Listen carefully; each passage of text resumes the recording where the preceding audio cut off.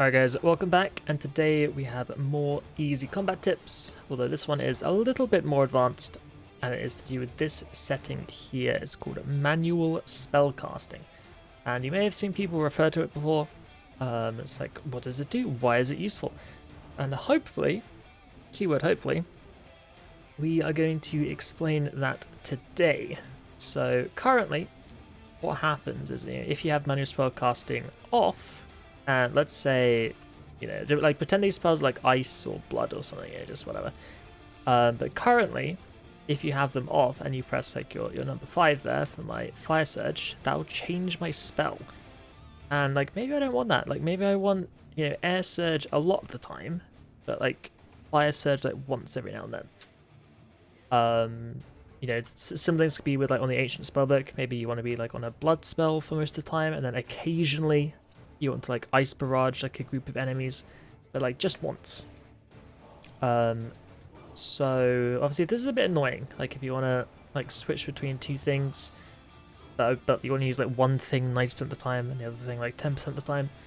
So what you can do instead is, if you turn on the manual spellcasting option, whenever you press your fire surge button, or it could be an ice spell or whatever, just or whatever you want, just something different to your main spell. And if you press it now, interestingly enough, so I'm gonna press it here.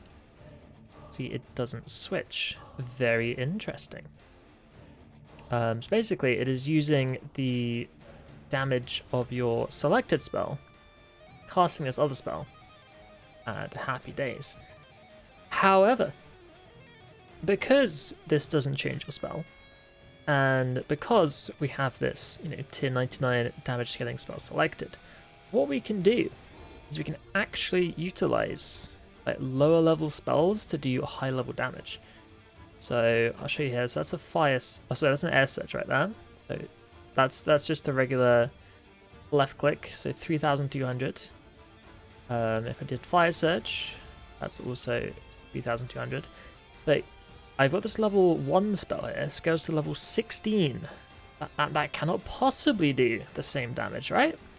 Well, actually, if I cast it here, oh, it does. How peculiar. But if I turned that setting off, right there, watch it now.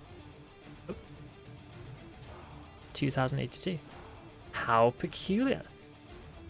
So yeah, what this is doing is, essentially, you can use lower tier spells, and they do the same damage as long as you have a higher tier spell selected on your auto cast. So that is incredibly useful if you're on Ancients specifically. Let's switch over to that now. Because what you can do is, let's say you got your... Well, most people do Insight Fear here, which is fine. But maybe you want your auto attack as Blood Barrage, for example. Maybe you've got like a group of enemies that you're going to be dealing with. So you want to do like your Blood Barrage on a bunch of things, or like Ice Barrage or anything. But what you can do is you don't have to use these high level ones. So because we have these like tier 99 damage spells as our main spell, we can actually use the burst spells to do the AoEs. Or if you're just doing single target, you can even use the rush spells. And as you can see, in terms of rune cost, so instead of having to do like Ice Barrage here, so 5 waters, 2 bloods, like that's quite expensive. You can just use this, which is 4 waters and 2 deaths. And it will do the exact same damage. And it is pretty much identical. The only thing that is a bit different, potentially, is the travel time of the spells. Like Barrage, for example, hits like a tick faster than like a Blitz spell does. That's a little bit more technical, but we won't get into that. But this can be a very, very good way of doing things. So like for me, I could have Insight Fear selected, that may want to AoE things like in Elite Dungeons, for example. That's why I've got this Ice Burst here. Actually, I use that in Elite Dungeons sometimes to freeze things, like the ED3 bridge. So yeah, that is super, super useful. The one drawback of this, however, which is quite an annoying drawback in fact, is that any offensive ability that you wish to use from your spellbook, well, like I'm clicking impact but nothing is happening. Oh no. So yeah, what this setting does do is mean that you've got to click on your book and then click on your target like that, and it even takes a bit longer sometimes. It's very annoying.